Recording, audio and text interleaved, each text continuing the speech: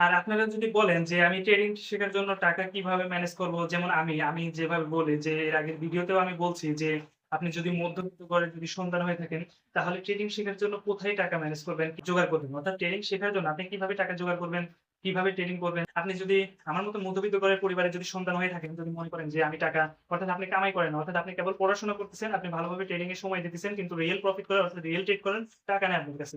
তো আপনি দেখা যায় এই ক্ষেত্রে দেখা যায় যে আপনি যদি মধ্যবিত্ত ঘরে পড়াশোনা করে থাকেন অর্থাৎ মধ্যবিত্ত ঘরের যদি ছেলেপেলে হয়ে থাকে, ছেলে হয়ে থাকেন তাহলে অবশ্যই আপনি পড়াশোনার পাশাপাশি কিছু করতে হবে। আর এমনকি ট্রেডিং অর্থাৎ ১ম অবস্থায় শেখার জন্য আপনি যদি মনে করেন যে আমি পড়াশোনা বাদ দিয়ে চাকরি-বাকরি করব, ওইখান থেকে টাকা জোগাড় করে আমি ট্রেডিংটা করব। এই ভুলটা অবশ্যই করবেন না। কারণ আপনি দেখা যায় যে আপনি ট্রেডিংটা ওই যে আমি গত ভিডিওতে বলি না যে ট্রেডিংটা এমন একটা চার্ট অর্থাৎ এমন একটা প্ল্যাটফর্ম ১ম এ আপনি এরটা দেখে অর্থাৎ ওরটা দেখে যে ওরা ভালোই টাকা ইনকাম করতেছে, ওরা পারলে আমি পারব না কেন? তো এইসব প্রবলনায় পড়েই কিন্তু আপনি দেখা যায় যে ট্রেডিং এ ঢুকে আপনি লস-টস খেয়ে ট্রেডিংটা পুরা ছেড়ে দিবেন। আপনি দেখা যায় যে এদিক দিয়ে পড়াশোনাটাও গেল, আপনার ট্রেডিংটাও গেল। অর্থাৎ জীবনের একটা ভবিষ্যতের একটা দায়িত্ব।